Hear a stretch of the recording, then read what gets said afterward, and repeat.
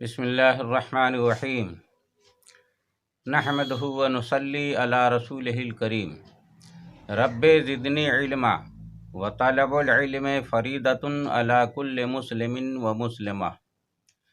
प्यारे बच्चों, अस्सलामु अलैकुम व रहमतुल्लाहि व बरकातुहू। आइए सबसे पहले हम ये जानने की कोशिश करते हैं कि हुरूफ़ तहज्जी किसे कहते हैं और वो कितने हैं। अलिफ से या तक के तमाम हुरूफ को हुरूफ़ तहज्जी कहते हैं और हुरूफ़ तहज्जी कुल 36 हुरूफ हैं।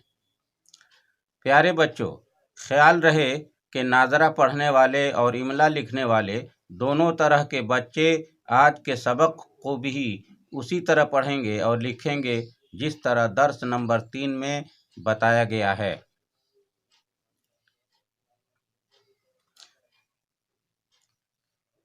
अब आइए आज का सबक याद करते हैं। प्यारे बच्चों, अब आइए सबसे पहले नाज़रा पढ़ने वाले बच्चे ध्यान दें कि आपको किस तरीके से पढ़ना है। जिस तरीके से पिछले दर्स में आपको बताया गया है उसी तरीके से आज का सबक भी हरूफ पहचानने के लिए है। इस तरीके से आपको इस तरह पढ़ना है: काफ अलिफ, काफ लाम, बे जीम, जीम जीम, सीन चे, काफ जीम, सीन जीम, मीम चे, टे चे, लाम जीम, तो हे, काफ खे, गाफ जीम, स्वाद खे, फे हे, तो आइन, बे आइन, जीम आइन, काफ आइन, पे गैन, सीन गैन, बे गैन, जो आइन, फे गैन, आइन गैन, मीम गैन, पे गैन, स्वाद गैन, चे गैन, टे गैन। अब आइए इमला लिखने वाले बच्चे किस तरीके से इसको लिखेंगे गौर करना है। जिस तरीके से आप पिछले दर्स में बताया गया है उसी तरीके से आपको हुरूफ का नाम लेकर के लिखना है। जैसे काफ अलिफ, इसको आप मिलाकर लिखें। काफ लाम, इसको मिलाकर लिखें। बे जीम, इसको मिलाकर लिखेंगे। इसी तरीके से ऊपर से नीचे तक आपको लिखना है। लेकिन इसमें कुछ समझने वाली बात है, वो ये है, आप इस काफ़ी में समझिए। जैसे पिछले दर्स में कटे हुरूफ के बारे में आप सुन चुके हैं, देख चुके हैं, पढ़ चुके हैं। कटे हुरूफ, काफ जो है कई तरीके से लिखा जाता है, तो उसमें कटे हुरूफ यानी आधे काफ की शक्ल जो होती है उसमें से एक शक्ल ये भी है, एक शक्ल ये है। तो इस शक्ल का इस्तेमाल कहाँ होगा? सिर्फ दो जगह इसका इस्तेमाल होता है। एक अलिफ में अगर जोड़ना हो तो ये वाला काफ जोड़ेंगे, और लाम में जोड़ना हो तो भी ये वाला काफ जोड़ेंगे। अगर यहाँ पर जैसे मान लीजिए कि अलिफ में आपको ये काफ जोड़ना है तो इसको ऊपर बढ़ा दीजिए तो ये अलिफ हो गया, काफ अलिफ जबर का हो गया। और एक काफ की शक्ल ये है, एक काफ की शक्ल इस तरह है। कई शक्ल आपको बताया गया है पिछले दर्स में, यानी दर्स नंबर 2 में बताया गया है ये शक्ल। तो इस शक्ल का इस्तेमाल अलिफ के साथ आप करेंगे तो गलत माना जाएगा।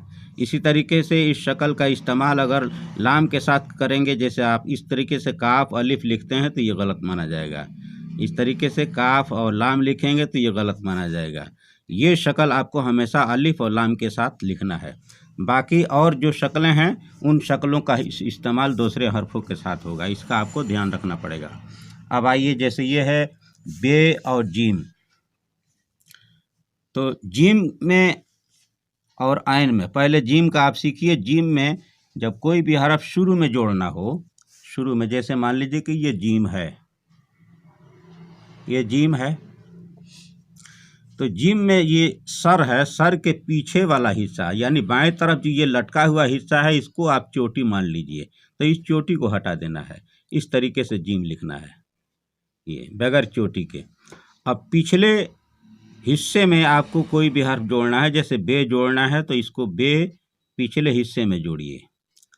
बे के सर में पिछला हिस्सा यानी बाएं साइड का जो नोक है सर का इसमें आपको जोड़ना है। अगर यहाँ जोड़ेंगे तो गलत हो जाएगा। बाद बच्चे हमने अपने पढ़ाने के ज़माने में देखा है, प्रैक्टिकल के दौर में बच्चों को पढ़ाते हुए, तो कुछ बच्चे ऐसे हैं कि इसको दाहिने साइड जोड़ते हैं। जैसे ये जिम है तो दाहिने साइड वाले नोक में जोड़ते हैं, इस तरीके से लिखते हैं कि बे जिम जबर बज, ये गलत हो गया। या इस तरीके से लिखते हैं बे जिम जबर बज, तो ये भी गलत हो गया। आपको पिछले हिस्से में जोड़ना है।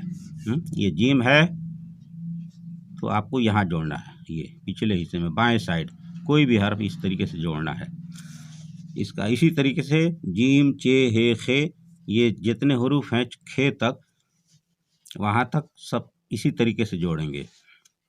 अब आइए अब देखना है आयन। आयन और गैर। आपने देखा होगा दूसरे दर्स में हमने दो किस्म का आयन बनाया है। एक तो आयन ये है और एक आयन ये है। इसका आयन का सर जो है त्रिभुज के शक्ल से मिलता जुलता है। त्रिभुज जो है आप इस तरीके से बनाते हैं, ये त्रिभुज की शक्ल, तो इस तरीके से मिलता जुलता ये है शक्ल है आयन का। ये आयन की ये शक्ल है। तो अब इसमें मान लीजिए कि ये आयन का सर हो गया और इस आयन का ये गर्दन हो गया। ये हिस्सा गर्दन है और ये सर है। तो अगर आपको कोई भी हर्फ शुरू में जोड़ना हो तो आयन में आप अगर यहाँ जोड़ते हैं तो ये गलत हो गया। यहाँ नहीं जोड़ना है। जैसे बे लिखना है तो यहाँ जोड़ेंगे, गलत हो जाएगा, बल्कि यहाँ लिखना है।